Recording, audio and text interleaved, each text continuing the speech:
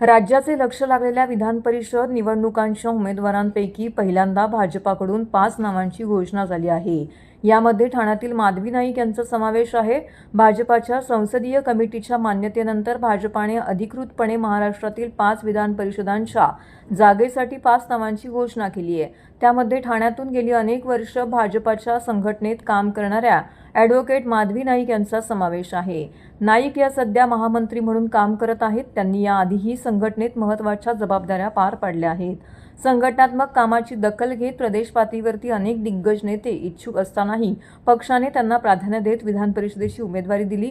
स्थानिक पातळीपासून सुरू झालेला त्यांचा प्रवास राज्याच्या विधिमंडळापर्यंत पोहोचल्याने त्यांच्या संघटनात्मक कामाची दखल घेतल्याचं मानलं जातंय. त्या पेशाने वकील असून त्यांचं वक्तृत्वही चांगलं आहे. ठाणे महापालिकेच्या सभागृहात त्यांनी नेहमीच साध्या आणि सोप्या भाषेत नागरिकांच्या समस्या मांडत ठाम भूमिका मांडली आहे. ठाणे महानगरपालिकेत 2 वेळा नगरसेविका म्हणून काम करण्याची संधी मिळाली. तिसऱ्यांदा निवडणुकीत पराभव झाल्यानंतरही पक्षाने मला घरी बसू दिलं नाही, तर प्रदेश पातळीवरती काम करण्याची जबाबदारी दिली आहे. महिला प्रदेश महामंत्री म्हणून काम करताना नंतर प्रदेशाध्यक्ष पदाचीही जबाबदारी सोपवण्यात आली आहे. पुढे भाजपाच्या मुख्य समितीमध्ये उपाध्यक्ष तसेच पहिला जनरल सेक्रेटरी होण्याचा मानही मला मिळाला आहे. पक्षाने ज्या ठिकाणी जबाबदारी दिली आहे ती प्रामाणिकपणे पार पाडण्याचा प्रयत्न केला आहे.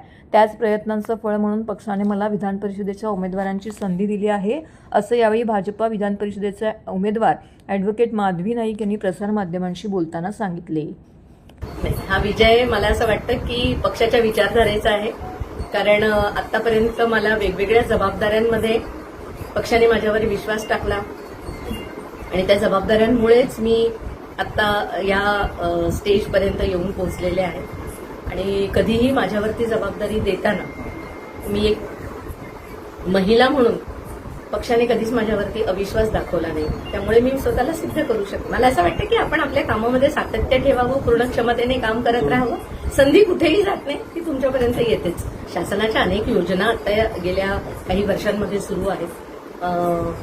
स्पेशली मला असं वाटतं की देवेंद्रजींनी जेव्हापासून मुख्यमंत्री म्हणून या राज्याची जबाबदारी घेतली किंवा माननीय उपमुख्यमंत्री एकनाथजी शिंदे असतील यांच्या काळामध्ये महिला सक्षमीकरणासाठी आणि त्यांच्या सुरक्षिततेसाठी अनेक योजना आलेल्या आहेत सरकारच्या. त्याच्यामुळे त्या योजनांचा लाभ गरजूंपर्यंत पोहोचेल अशा अर्थाने या प्रशासकीय नवीन जबाबदारीतून मी प्रयत्न करेन.